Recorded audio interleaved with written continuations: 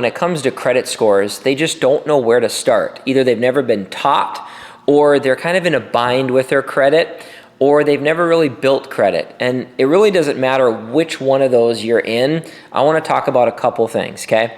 One of the main things that makes up your credit score is credit cards. So it's called your revolving usage. So if you have no credit cards, or you have a bunch of maxed out credit cards, that's going to be a big portion of what your credit score is reflecting today. So if you don't have any, you definitely have to go get at least one or two. It's just part of the credit score pie chart and algorithm, and you got to have them. It's like the necessary double-edged sword. So what you got to do is, like I like to tell a lot of people, get a credit card and just use it for gas, right? Start there. Set it up auto pay so it gets paid off every month. Find out when you took out your card, and then set up auto pay so the balance actually gets paid off in full a day before the day of the month when you set it up. That way, when the three major credit bureaus take a snapshot and look at your credit score, they'll see that the credit card is paid off in full. Nice little trick there. And then on top of it, if you have a little bit of credit card debt, focus on paying it off, of course, right? Because if you have some maxed out credit cards, it's going to be weighing down your credit score, right? That is a big thing. So make sure those credit cards are paid down. Make sure you have at least one or two. And they do say a lot of times you should have a secured and an unsecured card right away when you're building credit. And another thing that's out there is if you have somebody you trust, it's what's called an authorized user account, okay? So a lot of people that haven't had a credit score yet, haven't had credit cards yet, they're afraid of like applying for a credit card and being denied because they don't have credit cards yet. But a lot of credit card companies now, if you Google them and type in no credit score credit card or low credit credit cards and Google that, there's a site out there also called creditcards.com. You can search on stuff and it'll give you like recommendations of what cards are more lenient. They might only have $200 limits, so they're not like crazy big credit cards, but start there. Start small, use it and pay it off every month. That's what you got to start with, okay?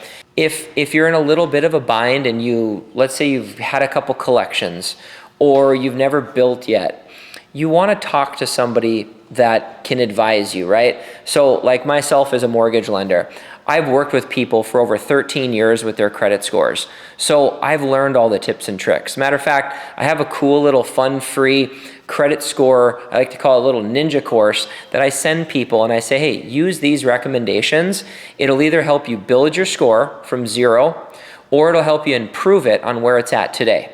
And of course, the biggest common culprits are stuff like collections, right? Or late payments, or stuff on your credit that you don't even know where it came from. So those are like derogatory accounts that I just explained.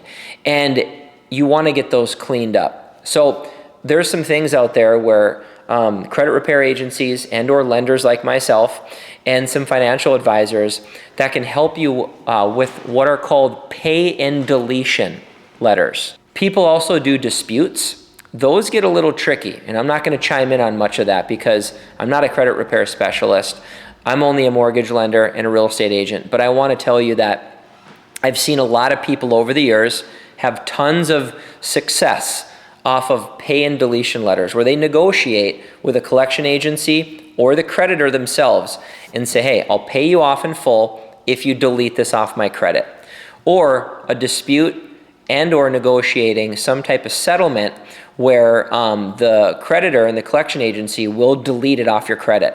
You want to look into those because those can be powerful if those get removed off your credit report. I definitely recommend those as well. But at the end of the day, most people's credit scenario, whether it's a little bit, zero, a lot, years of stuff, look different. And what you might need versus somebody else is going to be different. So you want to develop a plan. So let's say you want to buy a house. You should definitely reach out for a mortgage lender first because they need to make sure your finances are good, you can get a loan, your pre-approval is solid, then you move to the next step like a realtor or a builder. So number one, get with a lender that knows credit scoring and knows how to help you with your credit, and at least develop a plan. And they might even then advise you to go talk to a credit repair specialist or talk to some financial institution. Got your lender, your credit, your financial person, and then as you guys are all working together, maybe you're not approved today. That's okay. Maybe you just need 6 months. Maybe you need a year. That's okay too. A good lender and a good credit repair team will work with you as long as it takes. You gotta start, you gotta reach out, and then go from there. And then as time goes on, maybe you're closer than you think, or maybe some of the successes that you'll have will happen way sooner because of XYZ account on your credit, and you're able to pay this off or move this money over here, and then voila, now you're good to go. That is going to be the key for you. And another common thing before we end this video, a lot of people think that if you have collections, you need to pay them all off first before you can buy a house. That's false. You can actually have collections on your credit report and still buy a house with them on there. That's huge.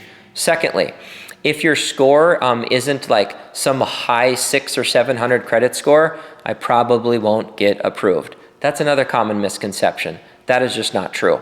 There's a lot of programs out there that even allow what are called non-traditional credit.